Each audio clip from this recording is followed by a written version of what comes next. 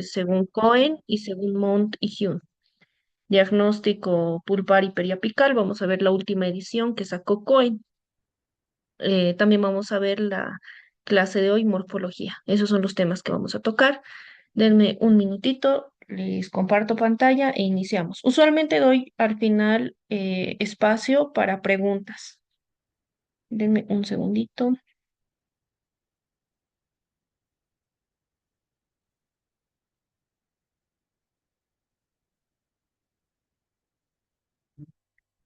Ya, bueno, vamos a iniciar como tal con la parte de endodoncia. ¿Qué viene siendo una endodoncia para nosotros de manera general? Como tal, la endodoncia es un procedimiento dental que trata el interior del diente cuando la pulpa está infectada o dañada, en este caso cuando presentamos una inflamación pulpar o de pronto cuando ya hay una necrosis y por eso me conlleva de pronto abscesos agudos, abscesos crónicos, a una infección como tal. Vamos a ver diagnóstico cariológico. Como les dije, vamos a ver a dos autores. Vamos a ver a Montigyun y vamos a ver IGDAS. Vamos a iniciar con la nomenclatura IGDAS. IGDAS nos da una nomenclatura de lesiones o de la lesión cariosa como tal por códigos. Quiere decir que en IGDAS vamos a tener lesiones cariosas desde un código 0 hasta un código 6.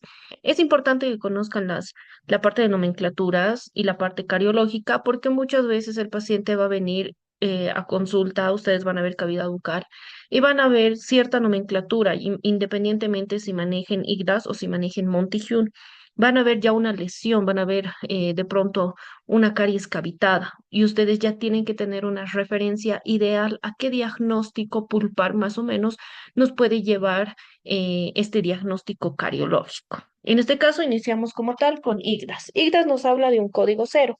En el código 0, IGDAS nos dice de un diente sano. En este caso nos habla que no hay lesiones cariosas como tal. Luego nos habla de un código 1. En el código 1 nos habla que hay una mancha blanca o marrón en esmalte, pero en diente seco. ¿Qué quiere decir esto? Que nosotros tenemos que secar la pieza dental para verificar las lesiones cariosas que vaya a presentar. Usualmente cuando secan la cavidad como tal, van a poder observar pequeñas manchas, ya sea blancas o marronas, y eso nos indica que hay una lesión cariosa. Luego hablamos de un código 2. ¿Qué nos indica el código 2? Nos indica que hay una mancha blanca marrón, pero en este caso se puede observar en esmalte húmedo.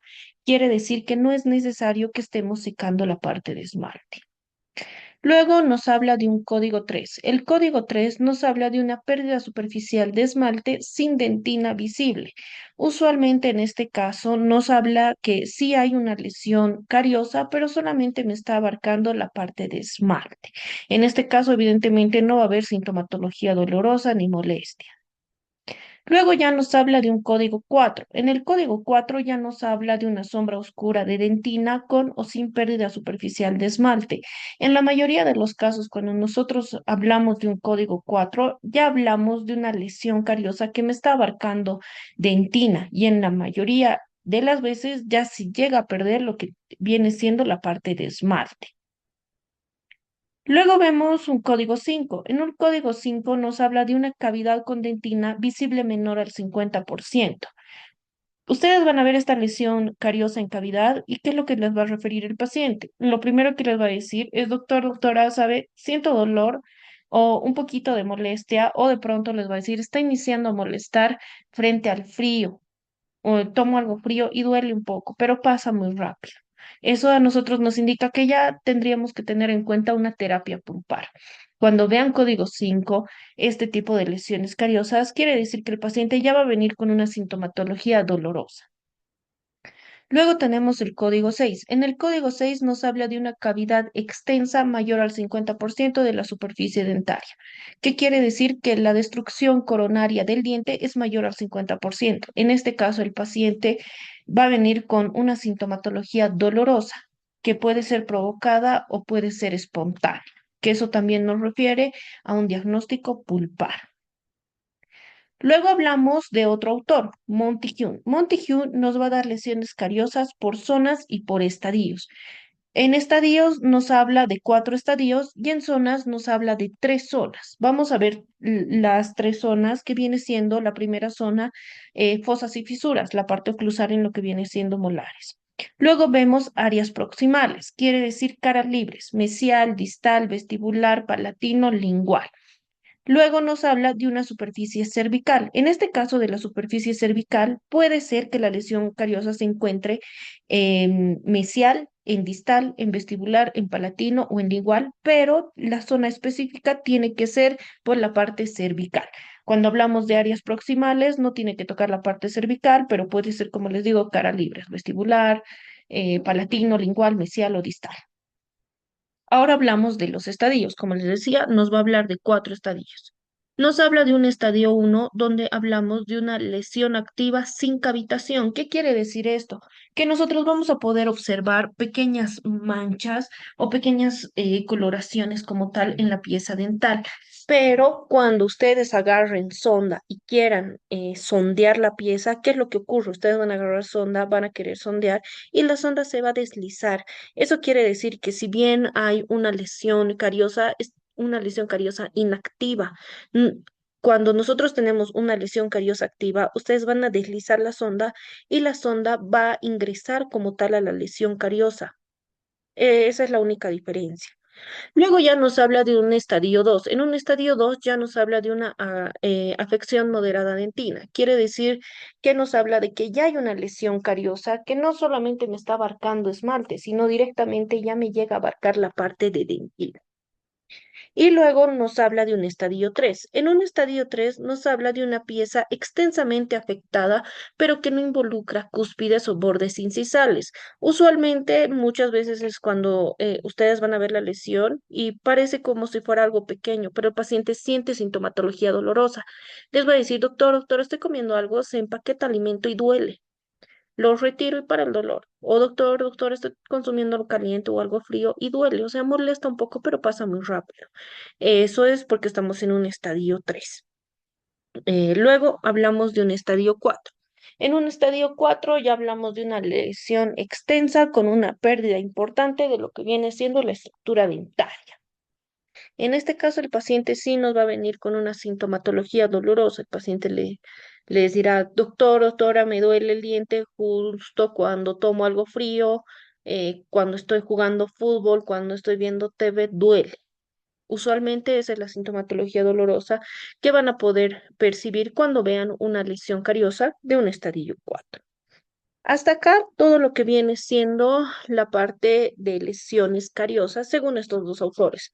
Es lo que actualmente se utiliza. Puede ser ICDAS o puede ser Montigyl.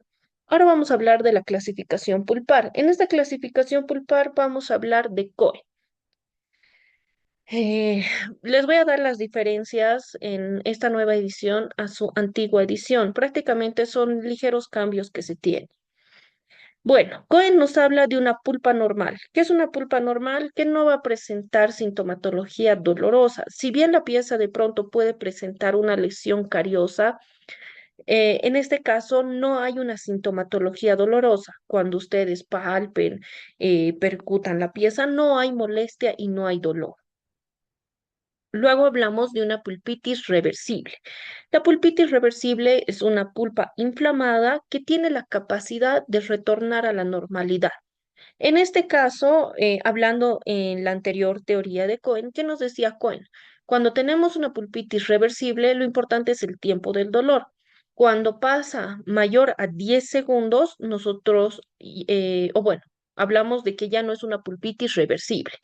Cuando el dolor abarca 10 segundos después de haberse quitado el estímulo, hablamos de una pulpitis reversible. ¿Qué quiere decir esto?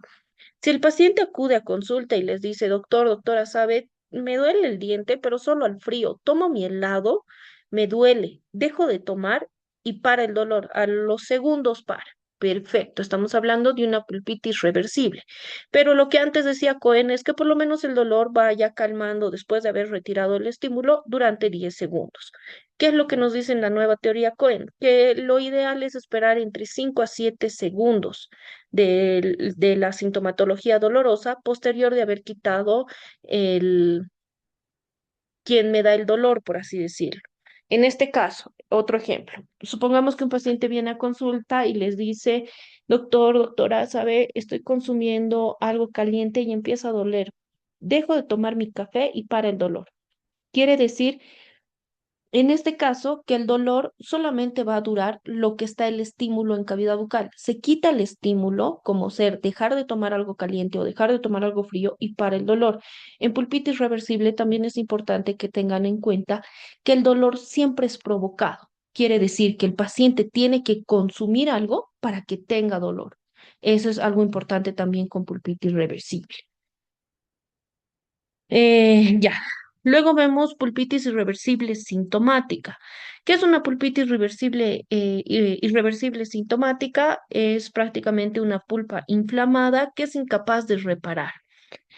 En este caso, nosotros tenemos diferentes tipos de dolor como tal. Uno puede ser un dolor provocado y otro que puede ser un dolor espontáneo. Les voy a dar ejemplos. En este caso, el paciente puede llegar a consulta y le va a decir, doctor, doctora, sabe, me empieza a doler cuando tomo algo frío, dejo de tomar mi helado, pero sigue doliendo. Duele por lo menos un minuto o medio minuto, pero duele. Y luego va calmando el dolor. Ahí nosotros hablamos de una pulpitis irreversible sintomática. Otra opción, que el paciente les diga, no, doctor, estoy trabajando y me empieza a doler de la nada, dolores espontáneos. En ese caso, sí o sí hablamos de pulpitis irreversible sintomática. Otra opción, que el paciente les diga, "Mm, doctor, doctora, estaba durmiendo, me desperté 3 de la mañana por el dolor. Dolió muy fuerte y tuve que tomar medicación. Lo mismo, estamos hablando de un dolor espontáneo. En este caso, lo mismo, hablamos de una pulpitis irreversible sintomática. En este caso, lo que nosotros realizamos es una biopulpectomía. Es importante que entiendan que cuando hablamos de biopulpectomía o necropulpectomía, porque cuando veamos clases más adelante, yo les voy a hablar de biopulpectomías y necropulpectomías. Ahorita, en el diagnóstico de pulpitis, o bueno, valga la redundancia, nuestro diagnóstico de pulpitis reversible, ¿cuál va a ser mi tratamiento? Como esta pulpa tiene la capacidad de retornar a la normalidad, lo que yo voy a hacer es poner protectores pulpares indirectos en la mayoría de los casos. Ahora, en este caso, cuando hablamos de una pulpitis irreversible sintomática, yo sí o sí tengo que hacer un tratamiento de endodoncia, tengo que retirar la parte pulpar. En este caso, estamos hablando de una pulpa viva. ¿Cuál es el problema? La inflamación de la pulpa. Pero en este caso, yo tengo que eliminar como tal la pulpa. ¿Qué es lo que yo voy a hacer? Una biopulpectomía. Luego hablamos de una pulpitis irreversible asintomática. En una pulpitis irreversible asintomática no hay una sintomatología clínica dolorosa como tal. Quiere decir que en este caso el paciente no va a acudir a consulta y les va a decir, doctor, doctora, sabe, me duele mi diente cuando consumo algo frío o cuando estoy durmiendo. Esto no ocurre. Pero ¿qué es lo que ustedes van a ver? Ustedes van a ver una lesión cariosa como tal en la imagen, que puede ser por dos causas, o bueno, van a ver una cavidad como tal, una cavidad extensa en la pieza, que esto puede ser por caries o por trauma. ¿Cómo voy a yo diferenciar una pulpitis irreversible sintomática de una asintomática? Usualmente la sintomática también la confunden con necrosis. ¿Cómo voy a diferenciar? Usualmente, en este caso, ustedes van a hacer el sondeo. El paciente, ustedes le van a preguntar, ¿alguna vez te ha dolido o molestado? Y el paciente les va a decir, no, no, doctor, no, no duele, no molesta, he venido porque quiero una curación. Ustedes van a ver y es una cavidad extensa. ¿Qué es lo que nosotros hacemos para verificar? Usualmente, como hay una cavidad extensa, nosotros lo que vamos a realizar es un sondaje. En este caso se hace con sonda endodóntica, no la sonda convencional. ¿Por qué? Por la punta que me llega a tener la sonda endodóntica. Vamos a imaginar que esta flechita es mi sonda. Yo voy a agarrar y simplemente voy a sondear toda la pieza dental.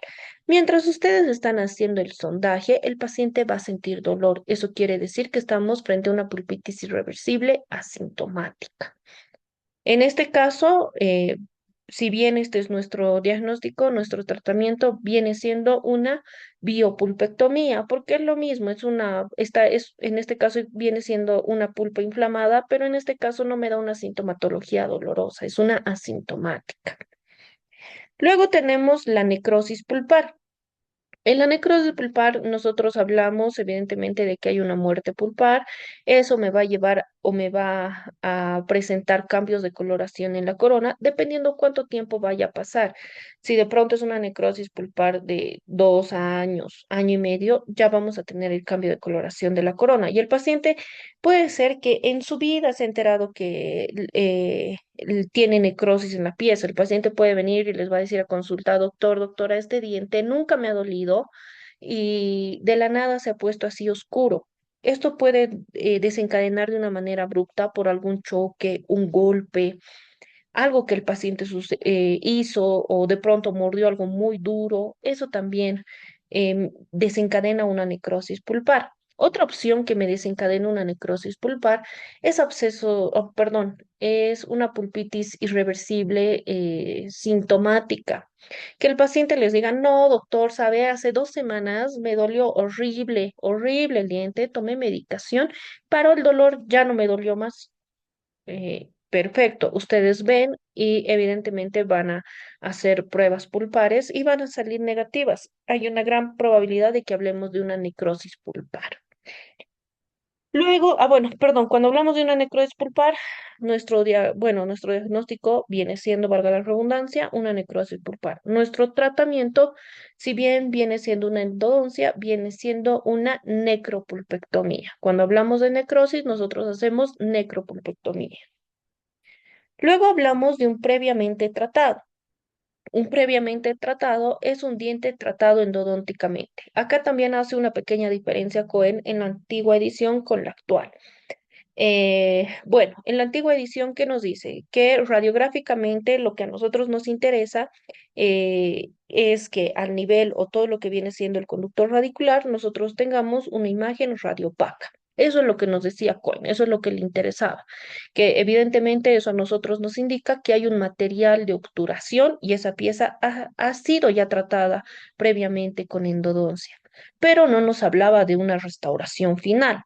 En este caso, en su nueva edición, ¿qué nos dice Cohen? Cohen nos dice que si bien radiográficamente es importante que nosotros verifiquemos en la parte de los conductos o como tal el canal radicular, que presente un material de obturación que radiográficamente nosotros lo vamos a poder observar porque nos da una imagen radiopaca, eso nos indica que evidentemente hay un tratamiento de endodoncia previo. Pero también Cohen nos indica que para que realmente sea un previamente tratado, sí o sí tiene que tener una restauración final. Quiere decir que yo no le podría dejar con de pronto mi teflón y poner el provisional. Eso para Cohen no es previamente tratado. Viene siendo previamente tratado cuando tiene una restauración final. Puede ser una resina, un composite, puede ser una corona independientemente, pero tiene que tener una restauración final. Luego nos indica del previamente iniciado. En el previamente iniciado nos indica que el diente fue iniciado como tal con un tratamiento pulpar. En este caso entra la parte de se me fue, pulpotomías, cuando eliminan todo lo que es cámara pulpar, para Cohen entra al previamente iniciado. ¿Por qué? Porque si bien no se ha eliminado toda la parte pulpar, pero sí la coronal, eso entra a nosotros para el previamente iniciado. Cuando han llegado a hacer de pronto apertura, ya han tocado cámara pulpar, han iniciado ya el trabajo biomecánico, viene siendo un previamente iniciado.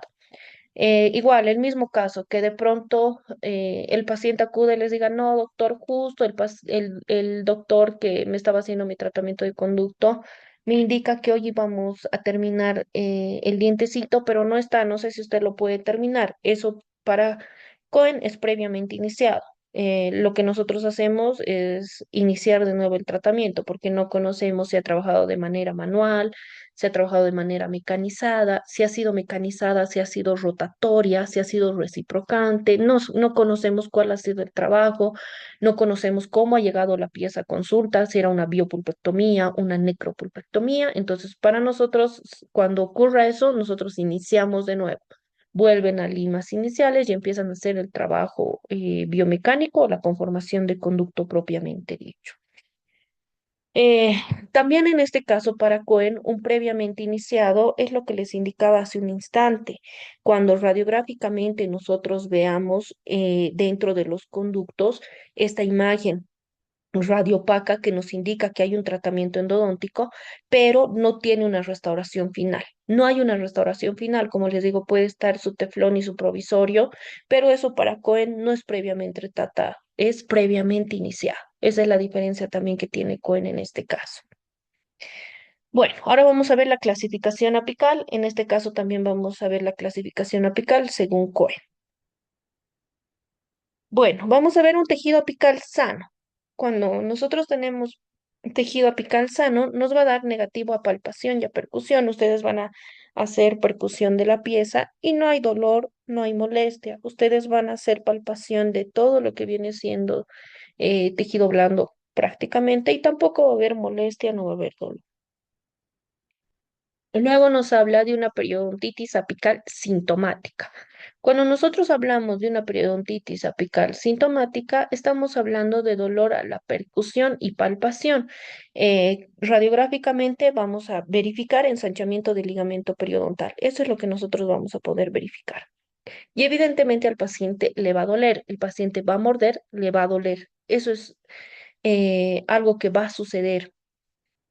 Cuando el paciente acuda a consulta, le diga, doctor, doctora, ¿sabe? Lo siento al diente un poco más grande, muerdo y me duele, lo toco y me duele. Eso es una periodontitis apical sintomática. Muchas veces esto puede ser ocasionado también por el mismo odontólogo al momento en que hagan endodoncia.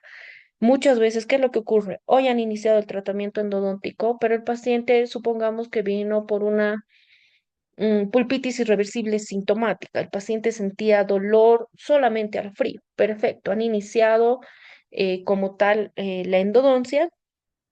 Pasan 2 días y el paciente le dice, doctor, doctora, no puedo ni chocar el diente.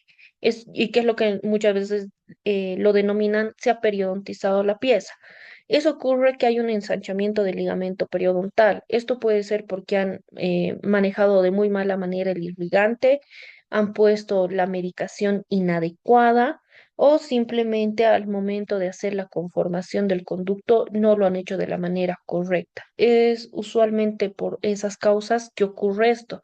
Y cada clase que tengamos les voy a ir explicando cuando hablemos, por ejemplo, de medicamentos intraconductos, cómo es la manera correcta, cuando hablemos de irrigantes, cómo es la manera correcta. Y así no tengan este problema, es algo muy común que ocurre. Luego hablamos de una periodontitis apical asintomática. ¿Qué quiere decir? Que en este caso el paciente no va a sentir dolor como tal, como en una periodontitis apical sintomática.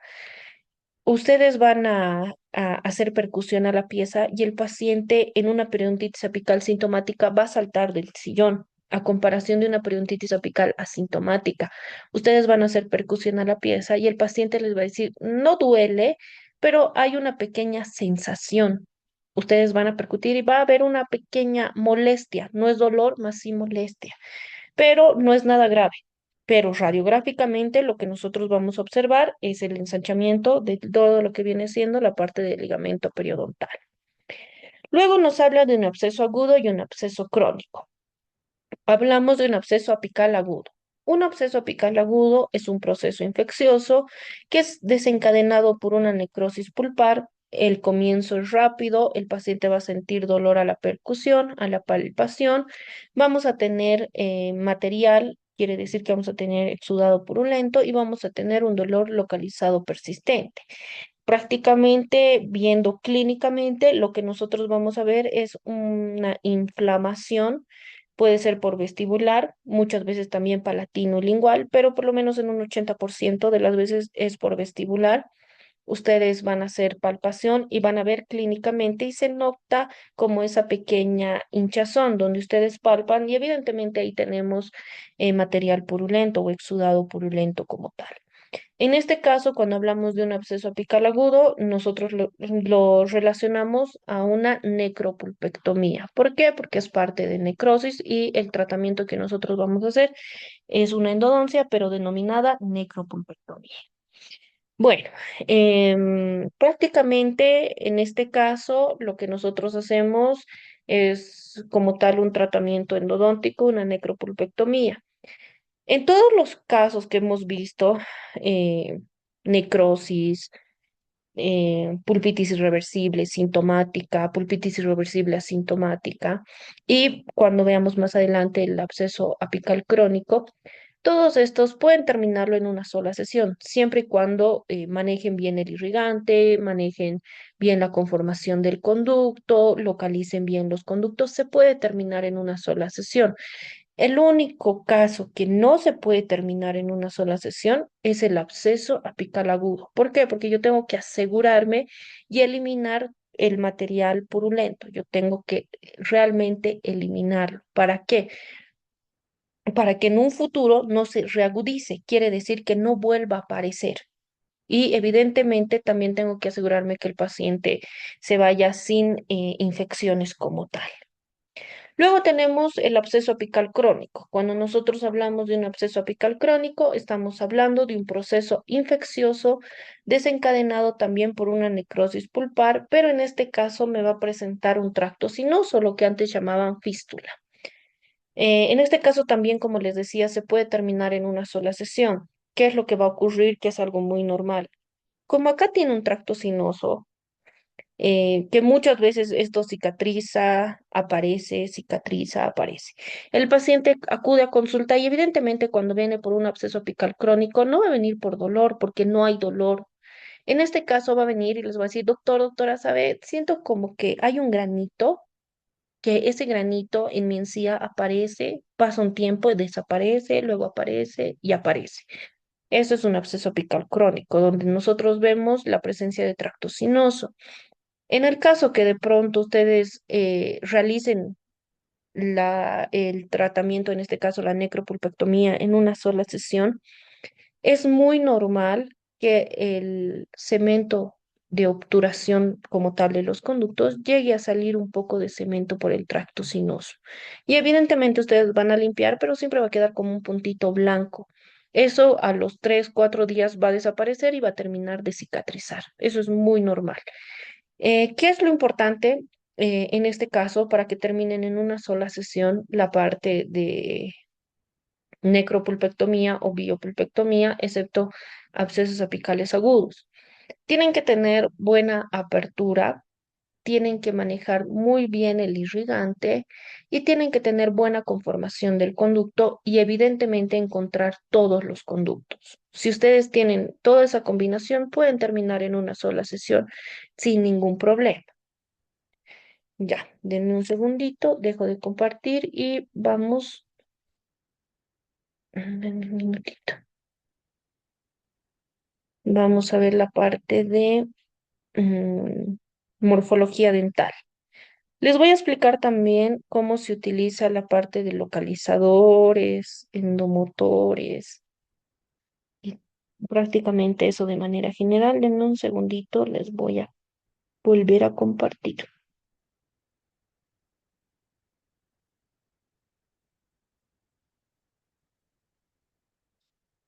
Ya.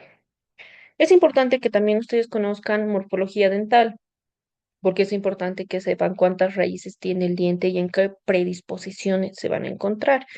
Aparte de esto, hay una preclasificación, llamémosla así, que es la clasificación de... Se me ha ido. Bueno, es una clasificación en premolares, sobre todo en primeros premolares, tanto superiores e inferiores, que las denominan los Bertucci. Muchas veces me imagino que cuando han hecho endodoncia y se les ha complicado el primer premolar, usualmente es porque están frente a Bertuccis. Y más adelante les voy a explicar. Es por eso que ustedes necesitan, como tal, conocer la morfología dental que nosotros vamos a encontrar como tal en cavidad. Vamos a diferenciar tanto maxilar superior como maxilar inferior.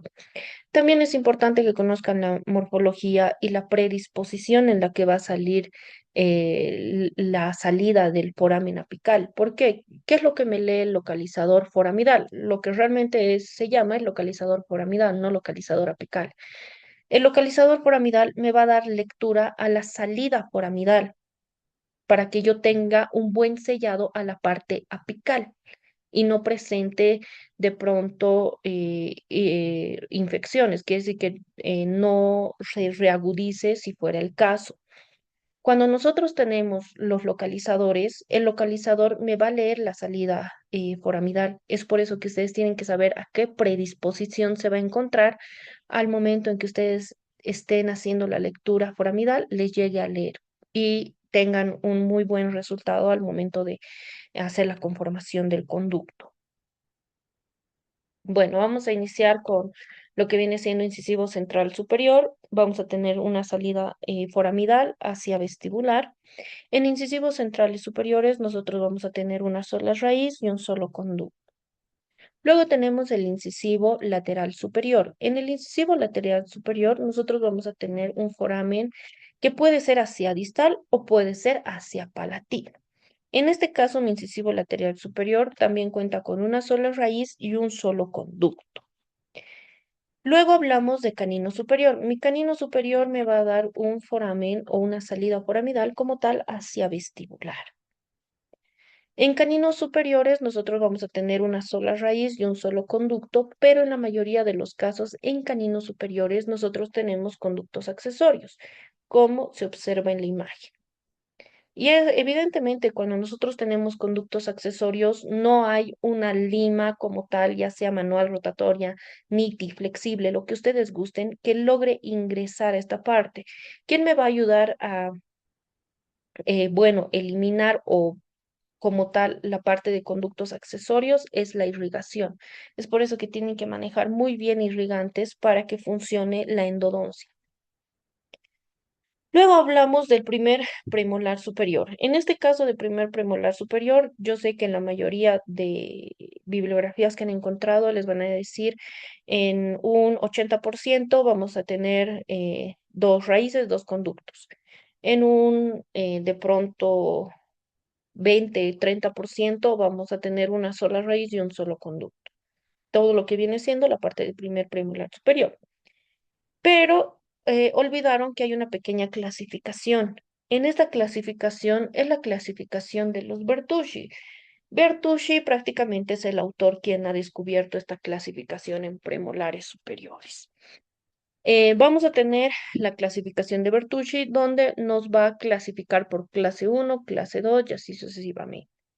Iniciamos con una clase 1. La clase 1 de los Bertucci nos indica que la raíz tiene un solo conducto, desde la parte coronaria hasta la parte apical. Es un solo conducto. Luego nos habla de una clase 2. La clase 2 nos habla que consta de dos conductos independientes, pero que se unen y terminan en un solo nivel de ápice. Quiere decir que clínicamente ustedes van a ingresar y van a ver dos conductos, como si fueran dos conductos diferentes, independientes, pero a nivel medio se unen y terminan en un solo conducto. Eso es una clase 2. ¿Cuál es el problema de la clase 2 de los Bertucci? Usualmente el problema va a ser al momento de la obturación y al momento en que vayan conformando el conducto. ¿Cómo voy a saber si estoy frente a una clase 2 de Bertucci? Si yo estoy viendo la predisposición y veo de pronto vamos a imaginar que este lado es vestibular y este lado es mi palatino. Yo voy a ingresar por vestibular, voy a ingresar con mi lima y vamos a imaginar que en este caso mi vestibular llega a darme una longitud de trabajo 20. Me voy a ir a la palatina y voy a ingresar con mi lima. Evidentemente voy a retirar mi lima de vestibular. Voy a ingresar con mi lima hacia palatino y en este caso su longitud de trabajo va a ser 19. Perfecto. Ahora, ¿cómo yo me voy a asegurar que realmente estoy en conductos independientes o que se llegan a unir? Primero voy a ingresar con mi lima por vestibular a la longitud que me daba, que era 20, y evidentemente la otra lima voy a medir a 19, pero ¿qué es lo que ocurre? Acá va a haber un pequeño choque de limas y evidentemente esta lima ya no va a ingresar. Entonces hay una probabilidad que esté frente a una clase 2 de Bertucci. ¿Qué es lo que nosotros hacemos y cómo viene siendo el trabajo? Usualmente cuando ocurre esto, lo que nosotros hacemos es trabajar como si fueran conductos independientes. Quiere decir que yo voy a trabajar primero mi conducto vestibular a mi longitud 20, voy a trabajar convencionalmente, luego voy a trabajar mi otro conducto. En este caso voy a trabajar mi conducto palatino. Voy a trabajar a la longitud de 19.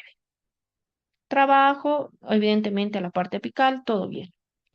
¿Cuál va a ser posteriormente a esto el problema? El tratamiento endodóntico, la conformación del conducto ya se ha realizado. Yo no tengo ningún inconveniente, no hay molestia, no hay dolor, la irrigación va bien, la conformación del conducto está perfecto. ¿Cuál va a ser mi problema al momento de la obturación? Porque yo voy a querer obturar a la longitud de, perdón, voy a querer obturar a la longitud de 20 y a esto voy a querer obturar a la longitud de 19. ¿Qué es lo que se hace en este caso? En este caso se toma la longitud ideal de trabajo, que viene siendo primero cualquier conducto, puede ser su conducto vestibular o el palatino. En este caso va a ser el vestibular. Usualmente en este caso de clase 2 se trabaja con obturación de cono único.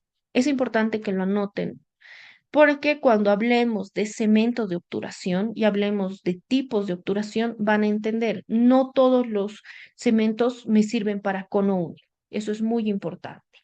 En este caso se hace la obturación de cono único, donde yo voy a poner un cono, que es mi cono maestro, y voy a hacer el recorte del cono. Eso es la obturación de cono único que me va a funcionar con un cemento de obturación. En este caso, mi cemento de obturación viene siendo una de las opciones es el Axil y mi otra opción es el MTA. Son los únicos dos cementos que se utilizan para obturación de cono único. Bueno, en este caso, como yo ya he hecho la obturación de cono único y prácticamente todo esto ya está obturado, yo he hecho recorte de cono, esta parte prácticamente va a quedar libre. Ahora, ¿cómo voy a saber a qué longitud o cómo voy a obturar? Un muy buen tip que les va a servir es agarrar lima. Van a ingresar con lima y en la lima evidentemente van a chocar con algo, van a tener un tope. El tope que va a ser, evidentemente, va a ser el cono maestro, el cono que está acá. ¿Qué es lo que se hace? Se ingresa con lima y lima les va a dar un tope.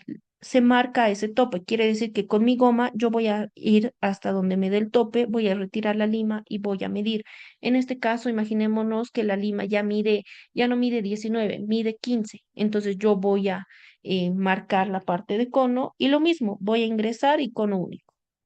Cortamos cono y esa es la manera de obturación como tal en clase 2. Luego tenemos un clase 3. En un clase 3 nos habla de un conducto que se divide en dos y luego se une para terminar en un solo conducto. Clínicamente, ¿qué es lo que yo voy a ver?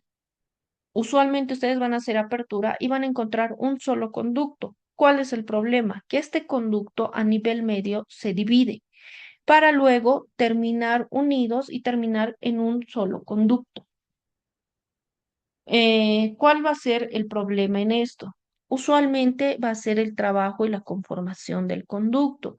Y muchas veces, como ven solo un conducto, la entrada de un conducto, dicen, perfecto, estoy frente a un conducto.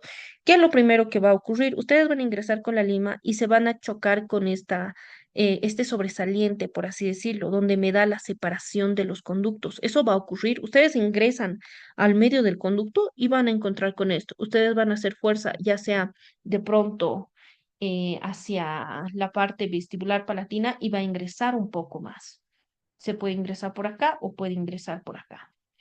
Ahora, algo importante para verificar que estén en una clase 3, ¿qué es lo importante, lo habitual? Cuando ustedes trabajen premolares y vean que el premolar, la entrada al conducto es amplia, ustedes verifican eso y ténganlo por seguro que hay una probabilidad de que estén frente a un Bertucci cuando vean cavidades amplias como tal de premolares. ¿Cómo va a ser la manera de trabajo? Ya. En este caso, como estamos frente a la entrada de un solo conducto, acá va a ser vestibular y acá va a ser palatino. Se trabaja lo más amplio que pueda. Quiere decir que yo voy a hacer una apertura del conducto lo más que se pueda. Voy a agarrar una lima y con mi lima me voy a ir lo más vestibularizado posible. Usualmente en este caso se utiliza limas Presell. una lima 0,6, una lima 0,8 o una lima 0,10. Yo voy a ingresar con mi lima y voy a, evidentemente, verificar la parte de longitud de trabajo. Ingreso con mi lima, lo más vestibularizado posible, tiene que chocarme prácticamente. Ingreso y de pronto me mide una longitud de 20. Luego me voy hacia lo más palatinizado posible, me voy lo más palatino que pueda. Y lo mismo, voy a ingresar con la lima. Usualmente, cuando estamos frente a estas clasificaciones, las longitudes de trabajo son diferentes. En este caso, si por vestibular me ha dado 20, por palatino de pronto me va a dar 18. Es muy importante que eso tengan en cuenta. Por más que terminen en un solo conducto, ¿cuál es el problema al momento de la división? Si ustedes ven acá en el mismo dibujo, esta va y va a ingresar directo. Ustedes van a ingresar, ingresa directo. En este caso va a ingresar, pero presenta una ligera curvatura. Y eso evidentemente me va a sumar a la longitud de trabajo. Es importante que verifiquen eso. Cuando ustedes vean eso y verifican que les da dos diferentes longitudes de trabajo, están frente a un Bertouche. Ya, ¿cuál va a ser ahora la manera de trabajo? En este caso se amplía lo más que se pueda. Quiere decir que se hace una apertura cameral amplia. Eh, Vamos a trabajar de la misma manera. Primero vestibular y luego palatino. Van a ingresar y se trabaja por la parte vestibular lo más que se pueda. Agarran prácticamente a vestibular, se apegan a pared y empiezan a trabajar. Lo mismo ocurre, ingresan y agarran lo más palatino que puedan y empiezan a trabajar. Para el momento de la obturación, si bien van a obturar primero el conducto vestibular, va a haber un problema que desde acá prácticamente la parte palatina va a quedar libre, porque todo esto ya está ocupado, todo esto ya va a estar obturado. ¿Cómo viene siendo la manera de obturación? Primero se obtura por vestibular o palatino, lo que ustedes gusten. En este caso, vamos a obturar primero vestibular. Lo mismo, cuando estamos usualmente en Bertucci se hace obturación de cono único. Yo voy a ingresar con mi cono maestro, voy a tener el tope y prácticamente todo esto ya me va a presentar una obturación. Hago el recorte de conos y lo mismo, voy a agarrar una lima, voy a ingresar y cuando sientan un tope, simplemente ponen tope de goma, lo retiran y les va a dar una longitud de trabajo. Supongamos que acá está, ¿cuánto les dije? 19, vamos a suponer que ahora mide 16. Ingresan y van a medir evidentemente a 16 y hacen el recorte de cono. Esa es la manera en la que se trabaja una clase 3 de las Bertoucci. Luego hablamos de una clase 4. La clase 4 nos indica que hay dos conductos separados, pero en este caso son separados desde la parte cameral hasta la parte apical. ¿Qué quiere decir esto? Que nosotros vamos a hacer apertura y ustedes van a poder verificar dos entradas a conductos y estas dos entradas a conductos son separadas, no se llegan a unir. Esa es la clase 4 de Bertoucci. Luego nos habla de una clase 5. La clase 5 nos dice que vamos a poder observar un conducto desde la parte coronaria, pero que se llega a ramificar en dos y terminan en conductos diferentes, en foramidas apicales diferentes. ¿Qué quiere decir esto? Que lo mismo me va a dar diferentes medidas longitudinales. En este caso, ¿qué es lo que vamos a hacer? Para verificar y asegurarse que de pronto están dentro de un solo conducto, eso es un muy buen tip. Se van a ir lo más vestibularizado posible, ingresan la lima y mire, de pronto en este caso va a medir 18. Se van lo más palatinizado posible, ingresan y de pronto debería medir 18 si es que estoy frente a un solo conducto, por más que me vaya lo más vestibularizado posible, lo más palatinizado, mesializado, distalizado, tiene que medirme la misma longitud. En este caso, si yo me voy lo más palatinizado posible y estoy frente a una clase 5 de Bertoucci, yo voy a ingresar y me va a dar otra medida longitudinal. En este caso me va a dar de pronto una medida longitudinal de 16, digamos. Ahora, ¿cómo viene siendo el trabajo? Usualmente esta parte del conducto se llega a ampliar. Todo esto que ven que se ve medio estrecho, se llega a ampliar al momento en que ustedes van haciendo la conformación del conducto. Lo mismo, se trabaja como si fueran conductos diferentes, pero en este caso yo me voy lo más vestibularizado posible y voy a respetar mi longitud de trabajo. Evidentemente, al hacer la conformación, esta pared va a desaparecer. o este pequeño, bueno, no peldaño, como si tuviera una pequeña pancita la pieza, va a desaparecer con el trabajo biomecánico, la conformación de conducto. Luego se van por palatino, lo mismo, lo más palatinizado posible y empiezan a hacer la conformación de conducto. Al momento de la obturación no van a tener problemas, pero en este caso sigue siendo lo mismo, cono único. Ingresan con un cono, aquí les va a dar tieback, ingresan con el cono y acá también les va a dar tieback o tugback. Tugback o tagback es la parte apical donde al momento en que ponen conos de gutapercha es como si al cono de gutapercha la parte de apical le agarrara y se siente prácticamente, es un poco complicado luego retirar el cono. Prácticamente es eso, pero les voy a explicar de mejor manera cuando hablemos en obturaciones. Luego hablamos, eh, ¿qué es la línea? Ya. Bueno, hablamos de una clase 6 de los Bertucci. Cuando hablamos de una clase 6 de los Bertucci, estamos hablando de dos conductos como tal. Clínicamente nosotros vamos a ver dos conductos diferentes, ingresan, pero a nivel medio se unen y terminan en conductos diferentes. ¿Cuál es el problema? Que por más que yo quiera ingresar con una lima, al nivel medio no voy a poder eliminar, porque evidentemente veo dos conductos diferentes. Ingreso por vestibular medirá 18 y por palatino medirá 16, porque son conductos diferentes. ¿Cuál es el problema? La parte media. Como les decía, no hay una lima que ingrese y me elimine esta parte. ¿Quién me va a eliminar esta parte? Es el irrigante.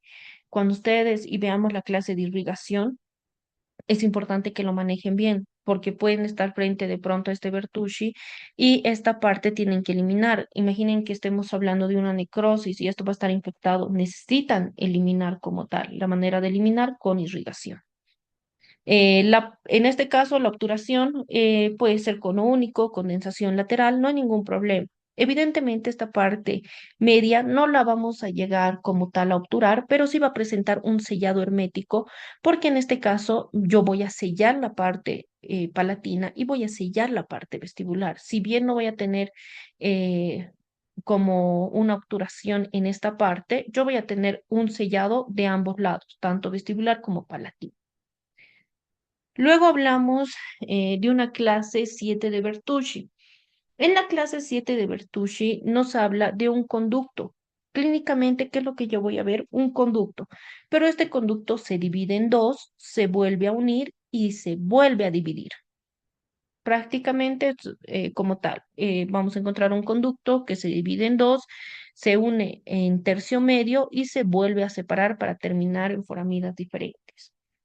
Lo mismo, siempre que nosotros veamos premolares con un solo conducto, tienen que tener en cuenta que podríamos estar frente a cualquier caso de Bertucci. ¿Qué es lo que nosotros realizamos en este caso? Lo que les decía, me voy a ir con mi lima lo más vestibularizado posible y me voy a ir con mi lima lo más palatinizado posible. Eso es lo que nosotros buscamos, eso es lo que usualmente nosotros vamos a realizar. Prácticamente, ¿qué viene siendo? Yo voy a agarrar mi lima, me voy a ir hacia vestibular, lo más vestibularizado posible, voy a ingresar y me va a dar una medida longitudinal de pronto de 18. Me voy a ir lo más palatinizado posible y me va a dar una medida longitudinal 15, cuando en realidad debería darme también 18. Eso quiere decir que están frente a algún Bertucci. ¿Cuál es la manera en la que se trabaja y cómo se trabaja? Lo mismo, yo voy a trabajar como si estuviéramos hablando de conductos diferentes. Simplemente yo voy a vestibularizar más mi lima y voy a empezar a trabajar. En este caso voy a palatinizar más mi lima y voy a empezar a trabajar. ¿Cuál es el problema? El nivel medio de acá. Ese va a ser mi único problema. ¿Cómo lo voy a solucionar? Con la irrigación, porque tampoco van a tener problemas al momento de la obturación. Usualmente en este caso también optamos por obturación de cono único o obturación de onda continua, que es obturación con gutapercha caliente, también la llaman, que es con la pistolita. Pero eso igual les voy a hablar cuando hablemos de obturación. Pero eso es lo que viene siendo como tal en este caso la clasificación de Bertucci 7. Luego tenemos la clasificación de los Bertucci 8. En este caso cuentan con tres conductos desde la cámara pulpar hasta la parte apical. Quiere decir que ustedes van a hacer apertura y van a verificar tres conductos. Estos tres conductos se mantienen desde la parte cameral hasta la parte apical. Ahora, antes de pasar, hasta acaso es la clasificación de los Bertucci. ¿Cómo yo puedo saber si de pronto ya tengo la duda que estoy frente a un Bertucci? Aquí tenemos dos opciones: pedir tomografía, y en la tomografía se va a poder distinguir muy bien qué clase o en qué clasificación de Bertucci estamos. Ahora, otra opción puede ser que el paciente no presente mucha disponibilidad económica y nosotros optamos por tomar radiografías. En este caso, la radiografía que se pide es más mesializado o más distalizado, porque la radiografía que nosotros usualmente pedimos es paralela, perpendicular, independientemente cuál de las dos tomas radiográficas quieran, pero para verificar y descartar los Bertucci en premolares casi siempre se pide más perdón, más, sí, más mesializado o más distalizado la radiografía. Quiere decir que la placa radiográfica lo pongan un poquito más mesial o más distal. Lo mismo, si no son radiografías convencionales y trabajan con se me fue el otro nombrecito, las computarizadas como tal, que les va a salir en directo en compu, en, igual lo mismo, se maneja y la ponen en diferente predisposición, más mesializado o más distalizado, y también va a salir como tal la predisposición de los conductos. Bueno, ahora vamos a entrar al segundo premolar superior. Un segundito.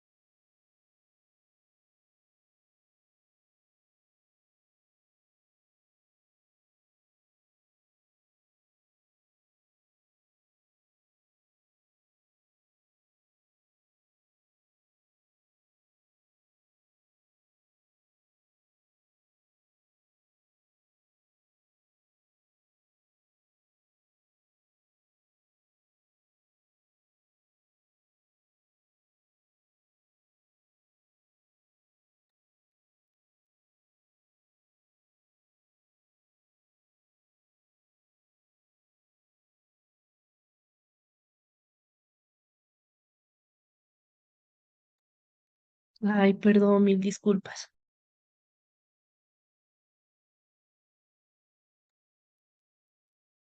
Ya, bueno, continuando. En el caso que hablábamos de los Bertucci, como les decía, la parte de primeros premolares, como tal viene siendo la clasificación de Bertucci, no solo va a ocurrir para maxilar superior, también podemos tener la clasificatoria de Bertucci en maxilar inferior, pero solo primeros premolares.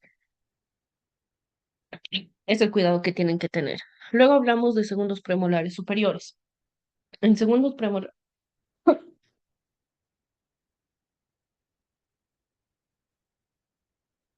ya. En segundos premolares superiores, lo que nosotros vamos a encontrar es una sola raíz y un solo conducto. En el caso de primer molar superior, en primeros molares superiores nosotros vamos a tener tres raíces y tres conductos como tal, pero es también importante que lo encuentren el MB2. ¿Cuál viene siendo nuestro MB2?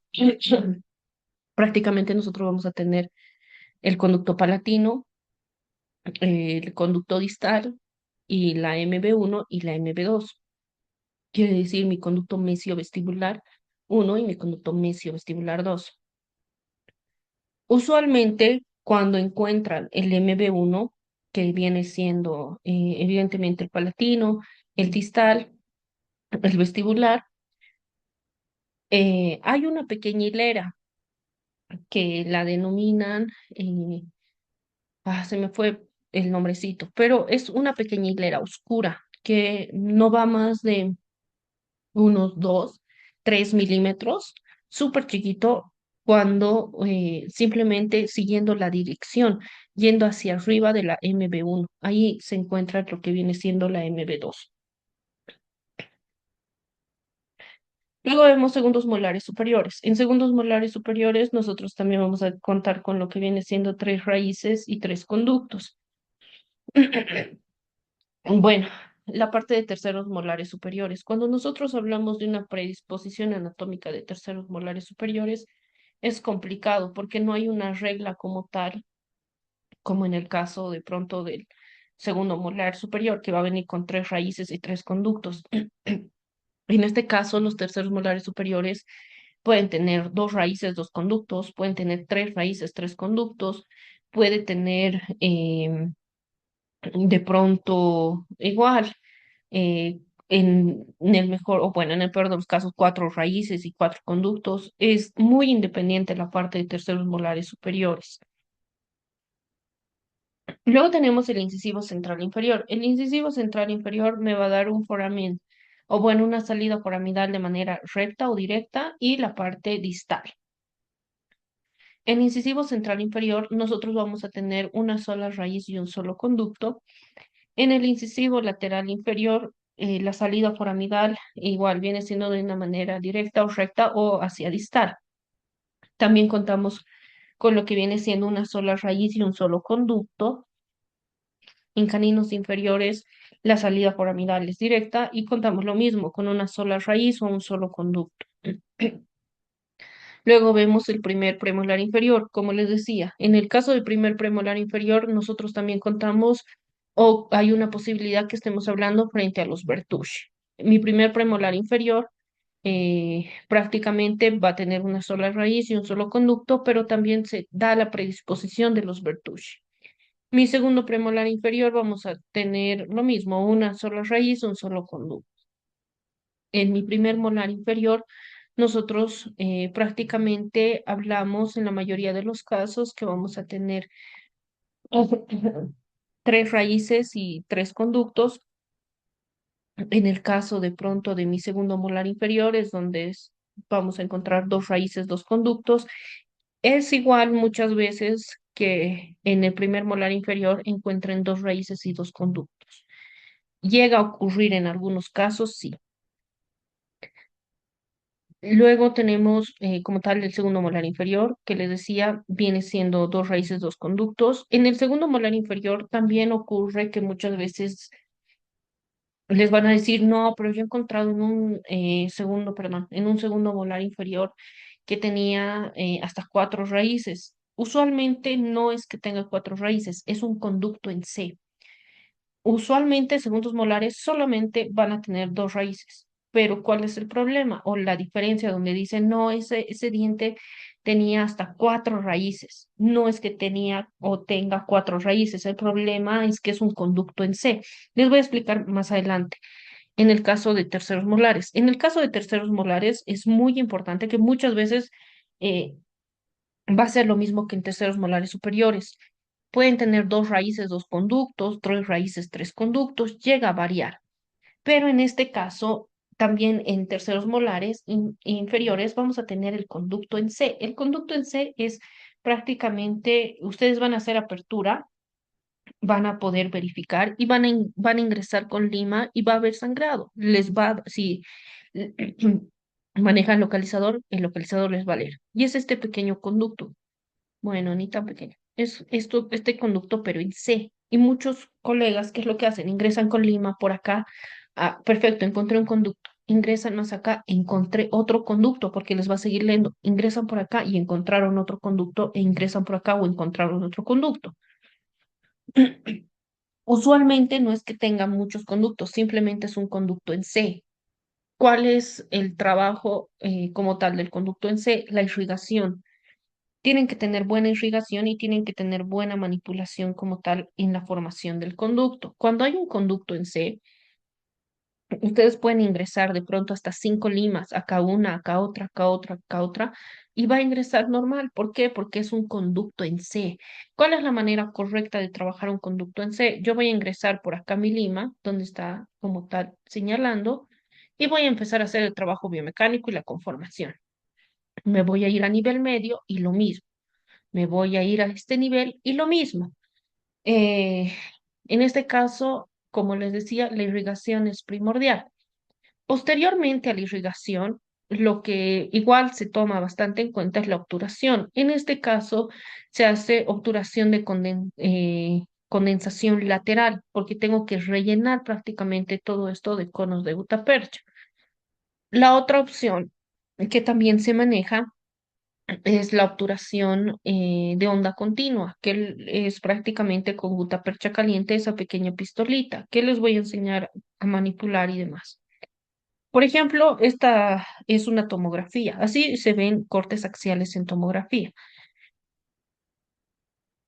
Esto es un conducto en C en la entrada como tal coronaria a nivel medio, casi hacia nivel apical y yéndose hacia nivel apical. Esa es la manera en la que tomográficamente se puede observar. Ahora vamos a hablar sobre los accesos endodónticos. ¿Cómo viene siendo o a qué nos referimos con accesos endodónticos? Prácticamente cuando hablamos de accesos endodónticos es la manera en la que yo voy a ingresar para realizar mi apertura. Co- Ya. En este caso vamos a ver tanto para piezas superiores como piezas inferiores. Es importante porque es en qué predisposición o cómo voy a encontrar yo a los conductos. Prácticamente es eso. Bueno. Vamos a tener acceso a conductos en piezas anteriores superiores, que en este caso hacemos un acceso ovoidal o un acceso triangular con el borde incisal. El acceso ovoidal prácticamente es donde se hace una pequeña abertura chiquita, como si fuera un ovoide. ¿Cuál es el problema con eso? Si bien hacen una apertura ovoidal, mi problema es al momento de realizar la conformación del conducto. Si no tienen buena apertura, ustedes van a ingresar con la lima y van a pelear. Lo que yo le llamo jugar con la lima y el conducto pesca-pesca. ¿Por qué? Porque muchas veces ingresan con la lima, lo retiran y ¿qué pasa? No se ha perdido el conducto. Y no es que se ha perdido el conducto, es que no tienen un buen acceso al conducto. Para tener un buen acceso tienen que tener una buena apertura. En este caso, yo para piezas anteriores superiores, les recomiendo de que sea un acceso triangular con el borde incisal, que viene siendo prácticamente este acceso. ¿Para qué y por qué? Porque al momento en que yo voy a ir trabajando y conformando mi conducto, no voy a presentar separación de instrumento. ¿Por qué? Porque no voy a ingresar a mi lima de manera extraña, no voy a obligar a mi lima que ingrese y empezar como que a hacer perforaciones o hacer ingresar y hacer falsas vías. Eso igual ocurre, accidentes endodónticos ocurre porque no tienen un buen acceso, no hay una buena visibilidad del conducto y están adivinando por dónde está, ingresan y hacen una falsa vía. Ese es el cuidado que tienen que tener. El acceso como tal en premolares superiores es un acceso ovoidal, con dimensión mayor en sentido vestíbulo palatino. ¿Qué quiere decir esto? Que si bien yo voy a hacer un ovoide, como se ve en la imagen, sobre todo acá, nosotros vemos, es un ovoide, yo a este ovoide prácticamente le tengo que hacer como si fuera un infinito o como si fuera un 8. ¿Qué quiere decir? Que por vestibular yo voy a ampliar el cabezal. Es por eso que nos dice que tengo que tener un mayor sentido en vestibular y en palatino. ¿Por qué? Porque yo hablo de los primeros premolares y hay una probabilidad de que yo esté frente a un Bertucci. Si yo hago un acceso ovoidal pobre en lo que son premolares superiores o, bueno, inferiores más adelante lo vemos, el problema va a ser al momento en que ingrese mis limas. Hay una probabilidad de que ocurra lo mismo, separación de instrumento o que esté frente a un Bertucci y para mí solamente sea la entrada como si fuera un solo conducto. Para evitar eso, yo tengo que ampliar lo más que se pueda y trabajar. Ustedes ven esto y de pronto es la entrada a un solo conducto, pero yo me voy a ir lo más vestibularizado posible y luego me voy a ir lo más palatinizado posible. Y esa es la manera correcta en la que yo voy a trabajar en el caso de que fuera un Bertucci y fueran premolares. Luego, el acceso de conducto en piezos molares superiores es como si estuvieran haciendo un acceso triangular o un acceso trapezoidal. En este caso, lo recomendable siempre es un acceso trapezoidal, donde vamos a tener una base revestida hacia vestibular. En este caso, vamos a imaginar que sí, vestibular es hacia este lado y una base revestida hacia vestibular. ¿Qué es lo importante? Cuando nosotros hacemos el acceso, tiene que ser lo más mesializado posible. Yo no me puedo ir hacia la parte distal porque yo no voy a encontrar conductos. Acá es la parte mesial y acá es la parte distal. Yo no me puedo ir o distalizar mucho porque lo único que voy a hacer es eliminar tejido dental. Lo que yo hago y lo recomendable es siempre ir hacia vestibular, pero, perdón, hacia mesial, pero teniendo en cuenta que tengo que ampliarme hacia vestibular. El acceso en conductos en piezas anteriores e inferiores es lo mismo. Hacemos un acceso ovoidal o triangular con borde incisal. Lo que se recomienda y yo les recomiendo siempre es un acceso triangular para que tengan buena visibilidad clínica. Luego, en premolares inferiores también viene siendo un acceso ovoidal. De la misma manera, si bien voy a hacer un ovoide, voy a profundizar o voy a ampliar hacia la parte vestibular y hacia la parte palatina. Luego el acceso de conducto en molares inferiores viene siendo lo mismo. Hacemos un acceso triangular o trapezoidal. En este caso siempre recomiendo un acceso trapezoidal. En este caso su base va orientada hacia mesial. Lo mismo,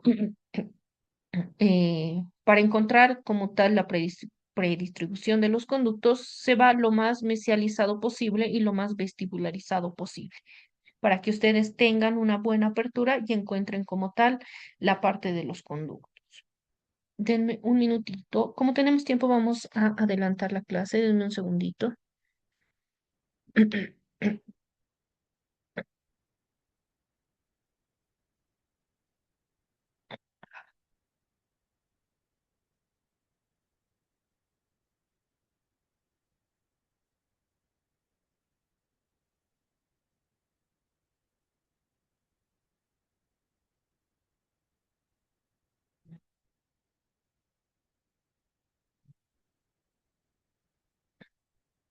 Vamos a hablar de los accesos al conducto. Ya hemos visto cómo debo hacer mi apertura y ahora vamos a ver cómo debe ser mi acceso como tal. Denme un segundito, les comparto pantalla.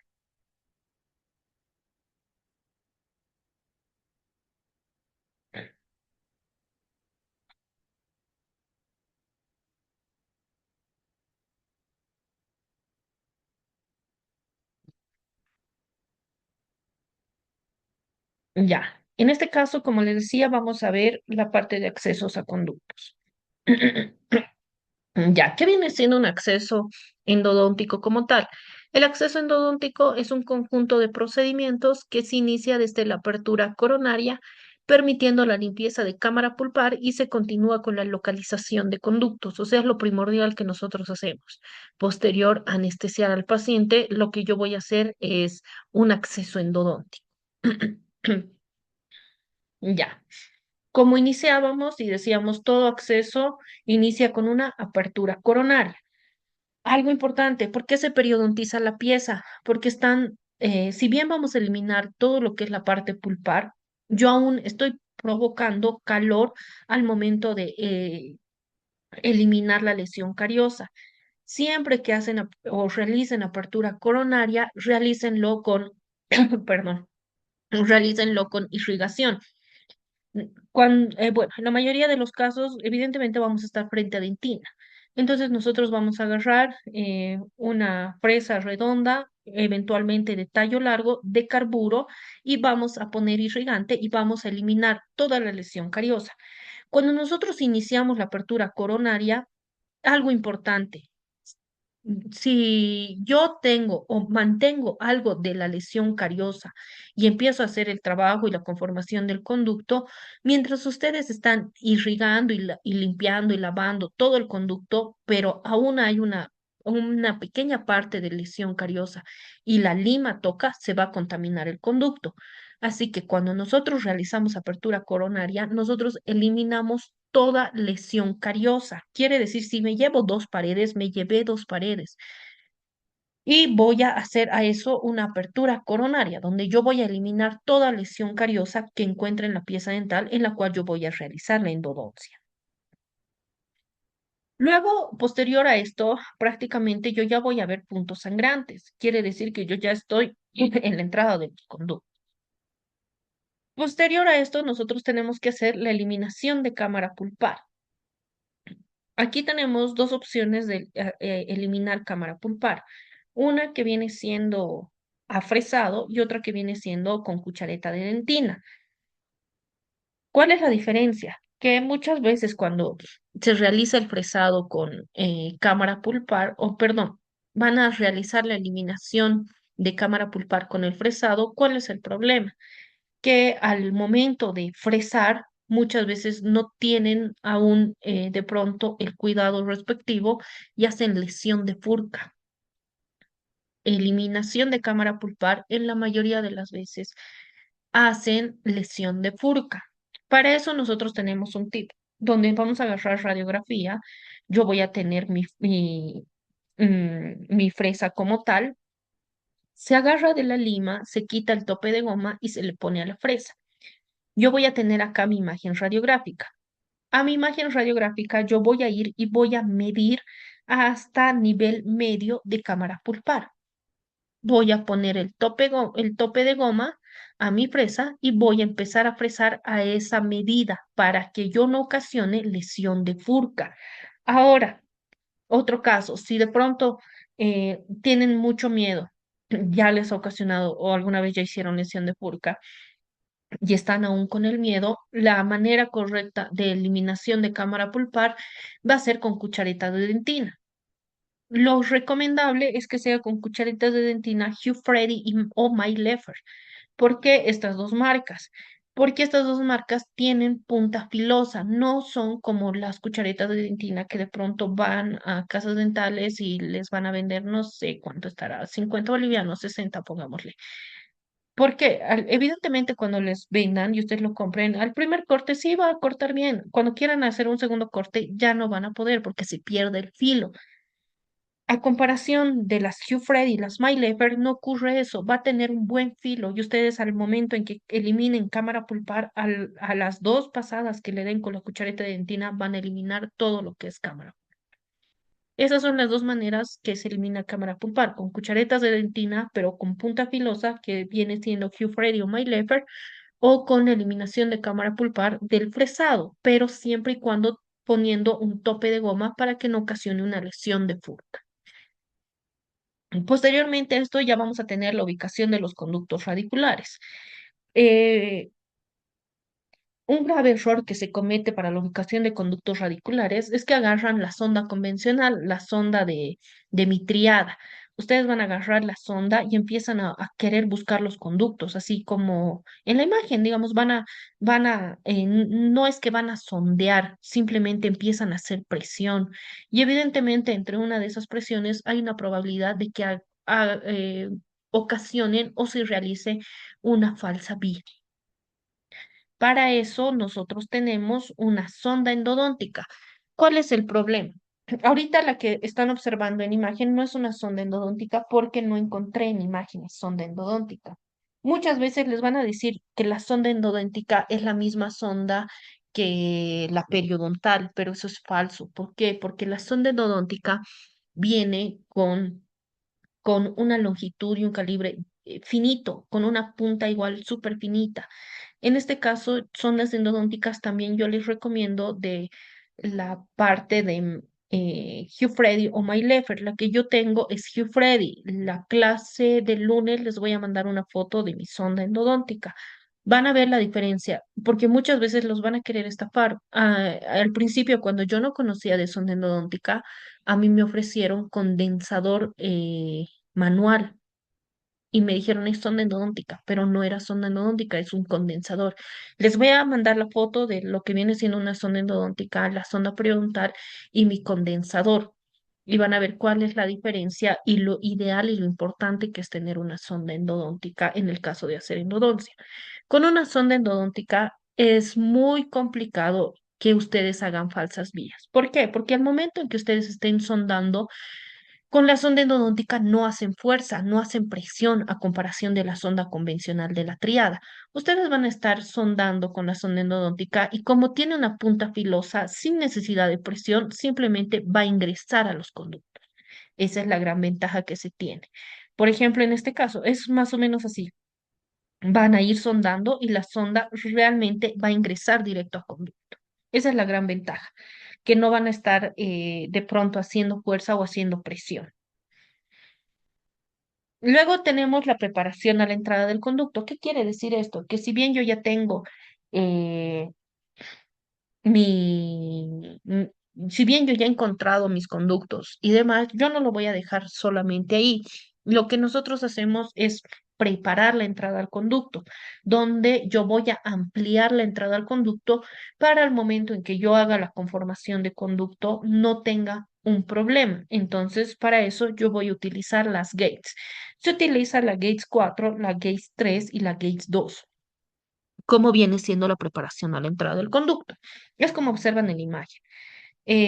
Prácticamente esta preparación de conducto me sirve para eliminar como estas pequeñas pancitas que me llega a tener, sobre todo en molares. Y evidentemente al eliminar esto, mi lima va a entrar de manera directa, ya no va a entrar así como se ve en la imagen mi Gates. La lima entra de manera directa, es más fácil de trabajar y se termina más rápido la endodoncia.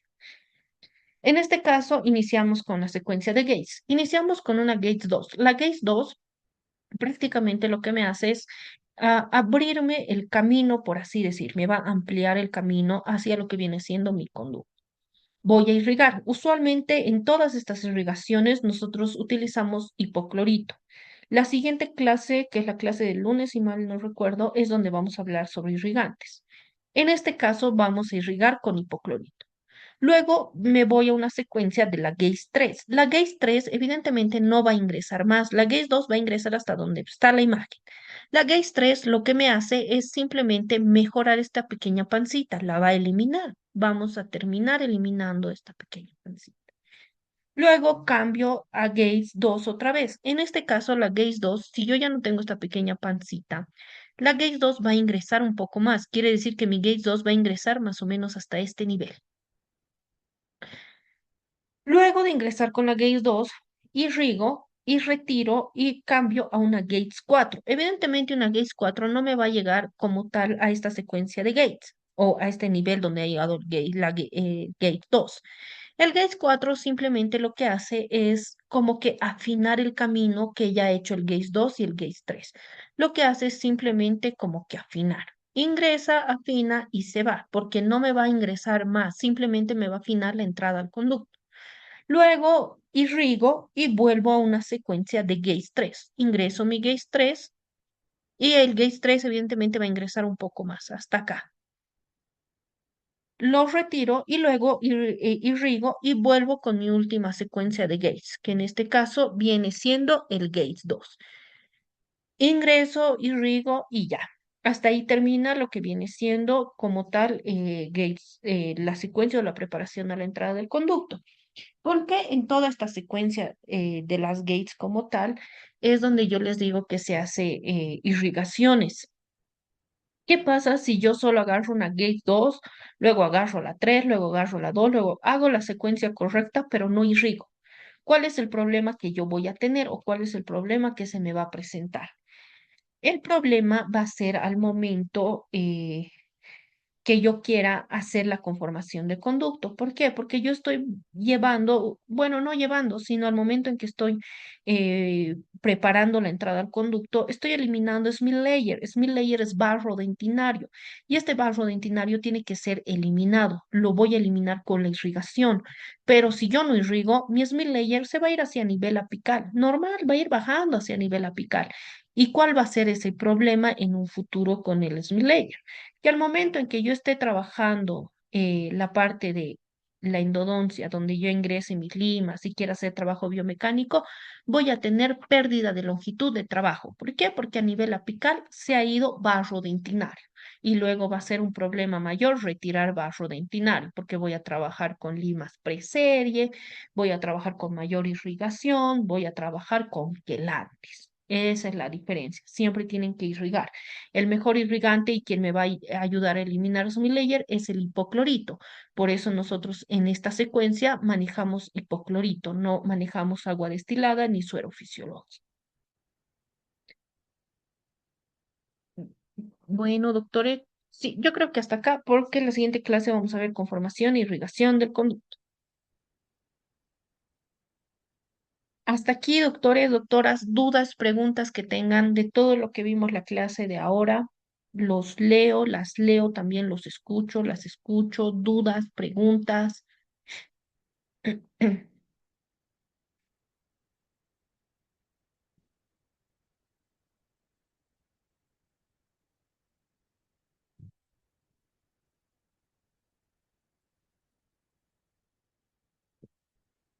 Dudas, doctores, doctoras.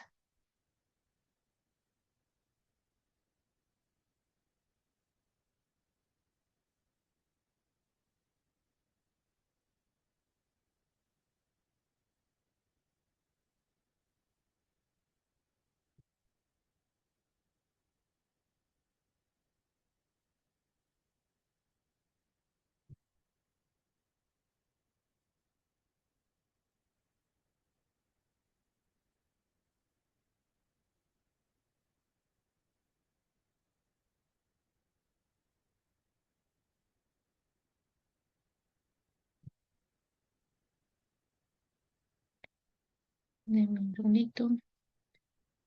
Ya, usualmente las cucharetas de dentina, Hugh Freddy los trae si están en Cochabamba, los trae Codensa, si están de pronto en otros departamentos, que es de manera general, lo trae Gedesa, si están en La Paz, lo trae, ay, se me fue el nombre, mm, Liver House, los trae Dental Mendoza. ¿Quién más los trae acá en La Paz? Creo que esos son los que usualmente van a poder encontrar. Pero podría pasarles contacto eh, acá en el chat, en el grupo. La última clase, háganme recuerdo y de ahí voy a sacar de mi agenda los números de proveedores que les pueden dar cucharetas de dentina. Pero usualmente de manera amplia y general son esas. También Emporio, acá en La Paz, no sé si hay en Cocha. Después en Santa Cruz es un dental Soedent. Soedent también lo trae, pero es a pedido, pero también tiene. El nombre de las dos marcas es Maylefer y Hugh Freire. Ambas son muy buenas. En el caso de sondas endodónticas, yo les recomiendo la parte de Hugh Freire. Hugh Freire tiene muy buena. eh, Tiene muy buenas puntas y la verdad a mí me está funcionando muy bien la parte de Hugh Freddy y ya lleva sus buenos añitos. Y no se desgastó la punta, no se dobló, nada. Denme un segundito. Buenas noches, doctora. No puedo ingresar la primera parte, por favor. Ya, la primera parte hablamos de lesiones cariosas, hablé, bueno, de dos autores que eran, eh, ay, se me fue, Igdas y Montigion. Luego hablamos la parte pulpar, que viene siendo Cohen y periapical Cohen. Pero Doc igual y lo va a encontrar en la grabación. Pero si tiene alguna duda de todo lo que le dije, le puedo explicar. ¿Se puede terminar en una sola sesión una bioinmolar? Sí, o sea, como les digo, no hay ningún problema. Si puede ser una biopulpectomía o puede ser una necropulpectomía. Una necropulpectomía igual pueden terminar en una sola sesión si es molar, no hay ningún problema. Pueden terminarlo si presenta un absceso crónico. En el único caso donde no vamos a terminar en una sola sesión es en abscesos agudos. ¿Qué es lo importante para que terminen en una sola sesión? Que el paciente no presente dolor, que no presente sangrado y evidentemente que no presente olor como tal el conducto. Y también que ustedes hayan realizado o se hayan encontrado todos los conductos como tal, porque si no el paciente va a presentar aún dolor. Pero después sí pueden terminar, no hay ningún problema, se puede terminar en una sola sesión. Eso, doctores. em, Les voy a explicar mejor cuando hablemos la siguiente clase y estemos en irrigantes. No es lo mismo irrigar una biopulpectomía y una necropulpectomía. Y lo mismo en medicaciones. Por eso que les decía, es importante que conozcan una biopulpectomía y también una necropulpectomía. ¿Alguna otra duda, pregunta, doctores, doctoras? Los escucho, las leo, las leo.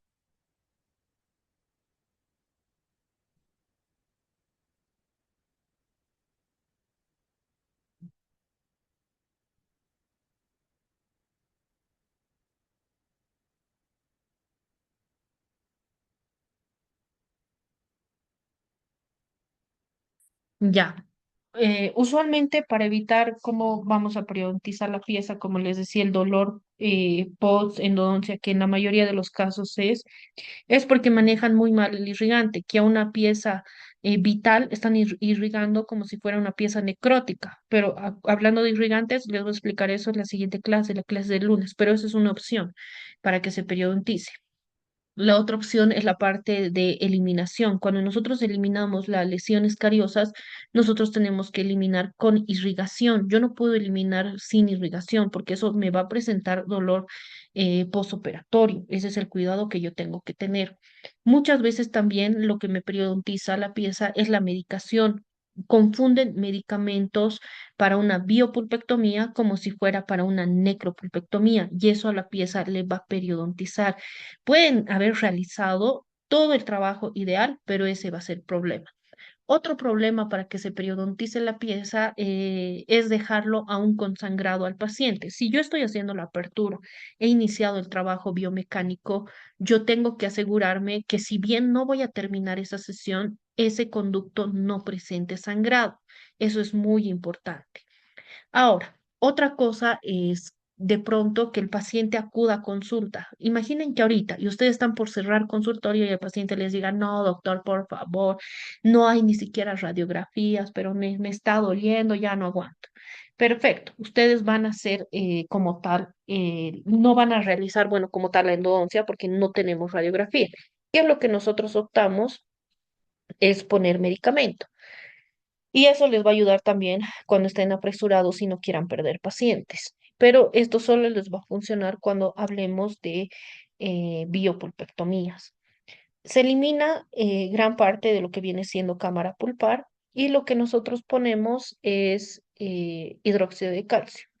Ponen hidróxido de calcio. ¿Cuál es la ventaja del hidróxido de calcio? Que me va a provocar necrosis por coagulación. Ese es como tal en el único caso que de pronto yo voy a dejar con un poco de sangrado al paciente porque yo le estoy poniendo hidróxido de calcio y el hidróxido de calcio me va a provocar una necrosis por coagulación. No le va a doler al paciente durante toda esa noche, pero al día siguiente sí o sí yo tengo que hacerle la endodoncia. Es el único caso. Después, cuando yo ya he iniciado el tratamiento endodóntico, yo ya ingresé con mi lima, yo sí o sí tengo que empezar a irrigar, hacer un poco de conformación para que el paciente no se vaya con sangrado. Si el paciente se va con un poco de sangrado, se va a periodontizar la pieza. Es una gran probabilidad. Usualmente, en todos los casos que les he mencionado, es en la mayoría de los casos que ocurre para que se periodontice la pieza. ¿Cómo lo voy a evitar? Si yo tengo buena irrigación y manejo y conozco mis irrigantes, no se va a periodontizar. Si manejo mis medicamentos, no se va a periodontizar. Prácticamente es por eso. Y al momento que igual se periodontiza, es por un mal manejo de las limas. Yo, si voy a trabajar limas manuales combinadas con rotatorias o reciprocantes, no me puedo saltar de lima a lima. Quiere decir, si yo he ingresado con una 15 y estoy en manual, no me puedo ir directo a una 30. Eso, hay una probabilidad de que me periodontice la pieza. Lo mismo ocurre de manera mecanizada, si yo estoy utilizando rotatorio o reciprocante. Pero eso les voy a explicar la siguiente clase. La clase de lunes vamos a ver irrigación y conformación de conducto. ¿Qué quiere decir esto?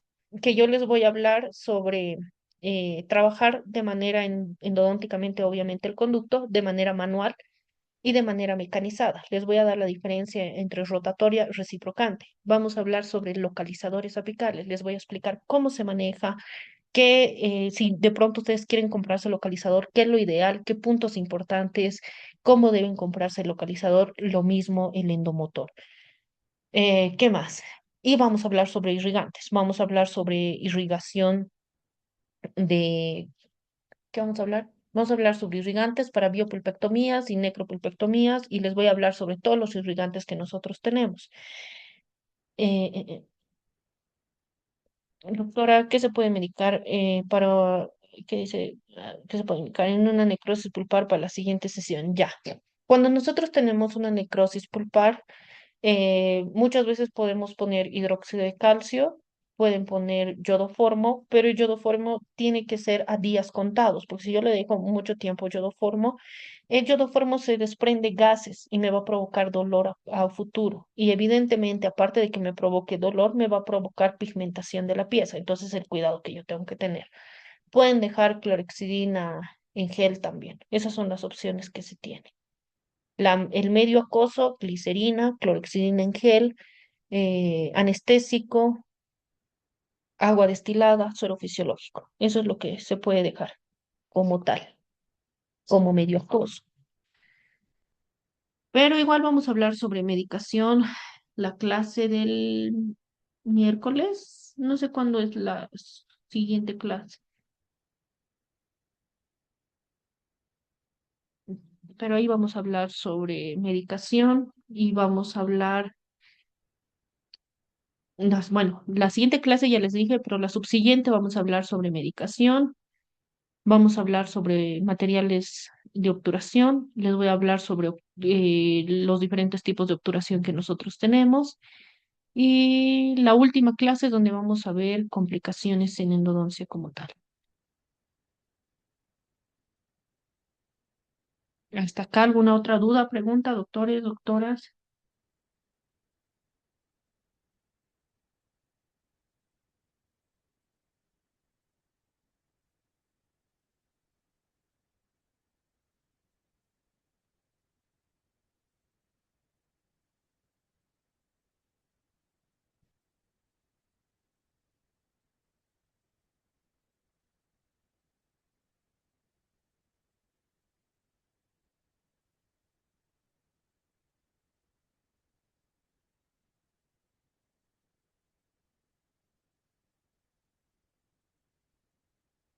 Bueno, doctores, doctoras, si no hay dudas, no tienen preguntas, pues nos vemos la clase del lunes. Que tengan una muy buena noche, que disfruten su fin de semana.